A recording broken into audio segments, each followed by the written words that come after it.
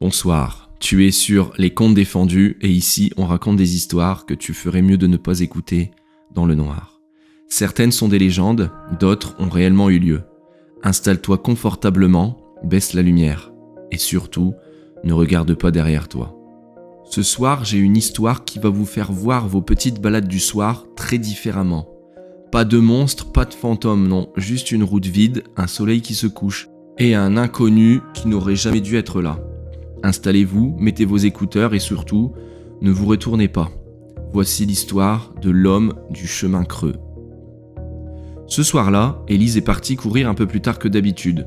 Il faisait chaud toute la journée et maintenant que le soleil commençait à disparaître derrière les toits, l'air était enfin respirable. Elle trottine tranquillement, elle est bien, elle profite du calme de fin de journée.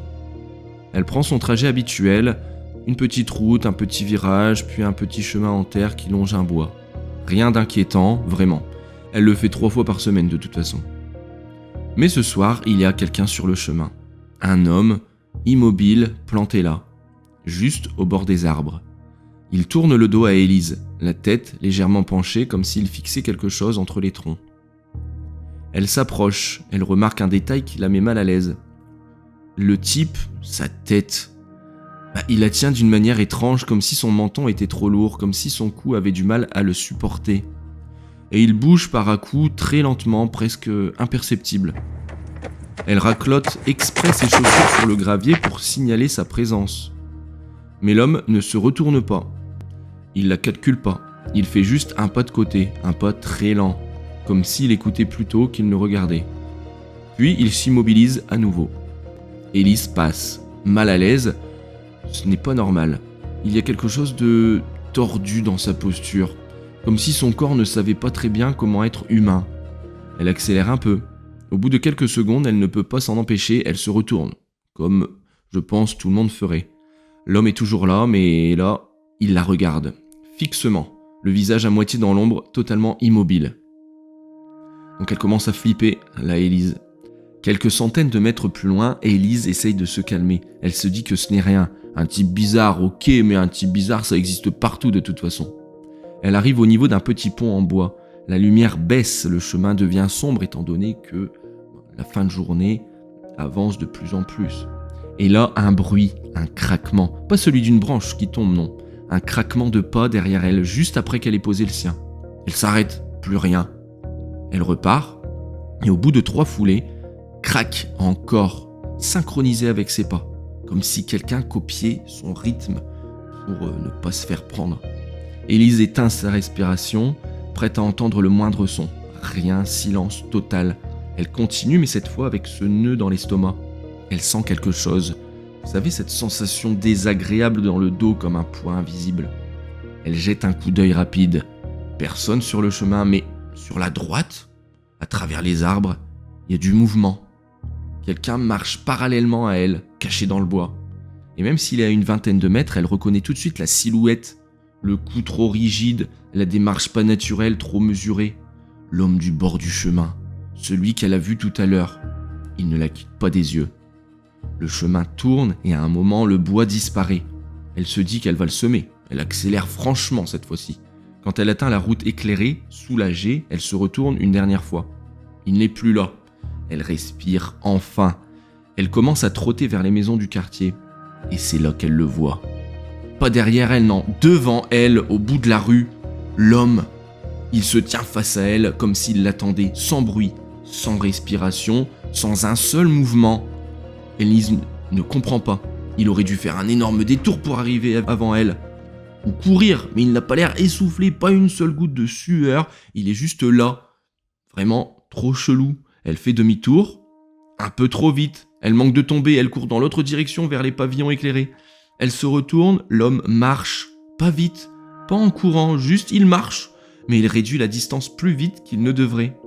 Comme s'il connaissait parfaitement le terrain, les recoins, la route où elle allait tourner.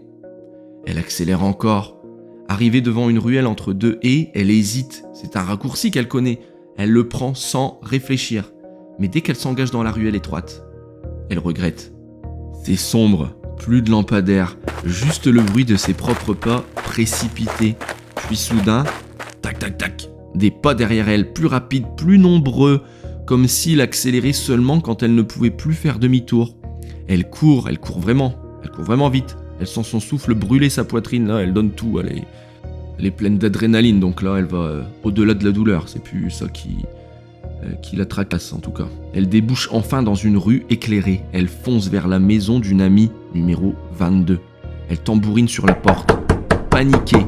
« Ouvre, dépêche-toi !» La porte s'ouvre enfin.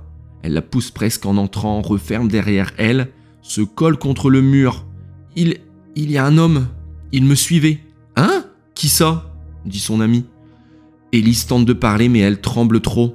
Son amie jette un œil par la fenêtre. Rien. Elle ne voit personne.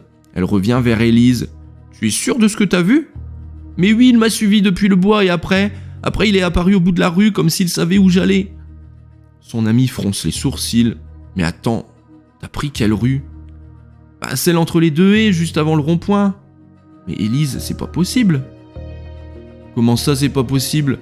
Bah, la mairie a fermé cette ruelle il y a 2 semaines pour travaux. Il y a des barrières des 2 côtés. On ne peut pas y passer. » Élise blêmit. Elle l'a traversée, elle en est sûre. Elle a même glissé sur un trou dans le sol. Elle se lève lentement et s'approche de la fenêtre du salon. La rue est vide, calme, paisible. Mais juste à l'angle, sous le lampadaire, il y a une silhouette. Une silhouette immobile, la tête légèrement penchée, comme si son cou avait du mal à tenir. Exactement la même posture que sur le chemin. Il ne bouge pas. Il fixe la maison. Et Élise comprend enfin. Ce soir-là, elle n'a pas été suivie par un homme. Elle a été prise en chasse. La fille reste plantée là, derrière sa fenêtre, le cœur prêt à exploser. L'homme est toujours immobile, en bas, sous le lampadaire. Il ne bouge pas. Il parle pas. Il ne fait qu'observer dans la direction exacte de son appartement. Elle recule, attrape son téléphone et appelle la police en tremblant. Elle leur explique tout, sa course, l'homme qui la suivait, son comportement étrange, sa présence maintenant devant chez elle. Le temps que la police arrive, il est encore là, totalement immobile, comme s'il l'attendait. Vraiment un comportement bizarre. Quand les agents s'approchent de lui, il ne fuit pas, il ne parle pas non plus, il se contente de tourner lentement la tête vers eux, les yeux vides, le visage figé, comme incapable de comprendre ce qu'on lui dit. Après quelques secondes de silence pesant, il l'embarque. Et c'est seulement à ce moment-là que la fille ose respirer de nouveau. Le lendemain matin, un policier l'appelle pour faire un point. Et ce qu'il lui dit glace encore plus le sang que la veille. L'homme qu'ils ont arrêté n'habite pas le quartier, pas même la ville. Il n'a aucune adresse connue, aucun papier, rien, et surtout, il n'a aucun lien avec elle. Il ne la connaissait pas, rien ne les relie. Mais ce n'est pas tout. Quand ils l'ont interrogé, il n'a jamais prononcé un seul mot. Il se contentait d'esquisser des sourires nerveux et de répéter un même geste. Il montrait la paume de sa main, comme s'il lui mimait un arrêt, un stop, mais dirigé vers eux. Les policiers supposaient un trouble psychologique sévère, un vagabond dangereux, un type qui errait et s'attachait à quelqu'un au hasard. Mais le pire, c'est ce qu'ils ont retrouvé sur lui. Dans sa poche, soigneusement pliée, il avait un petit carnet sale, usé. Et sur la dernière page de ce carnet, il y avait un seul mot écrit au feutre. Le prénom de la fille, Élise, correctement orthographié, alors qu'elle ne lui avait jamais dit. Personne n'a pu expliquer quand ni comment il l'avait appris, ni pourquoi c'était écrit là, ni ce qu'il comptait faire. L'homme a été interrogé quelques jours plus tard, et depuis, elle ne sort plus jamais courir seule au coucher du soleil. L'homme du chemin creux n'a jamais reparlé, mais chaque fois que quelqu'un prononce le prénom de la fille en sa présence, il sourit. On arrive au terme de cette histoire qui était pour le coup réaliste. Merci d'avoir écouté cette histoire jusqu'au bout du coup. Et si elle vous a mis mal à l'aise, dites-vous une chose, ce genre de situation est malheureusement bien plus courante qu'on ne le pense. On rigole, on aime se faire peur, c'est sûr, on adore les histoires d'horreur, mais ce genre de truc dans la vraie vie, c'est pas à prendre à la légère. Sortir courir seul, surtout en fin de journée, quand les chemins commencent à se vider, c'est un moment où on peut être vulnérable sans s'en rendre compte. Faire du sport c'est top, ça c'est vrai, mais il faut rester vigilant, regarder autour de soi, éviter les endroits isolés. Ou mieux encore, courir en journée ou accompagné ou en groupe. Parce que des gens bizarres, des gens instables, il y en a malheureusement partout. Et des histoires comme celle que vous venez d'entendre, il y en a bien plus qu'on ne le croit.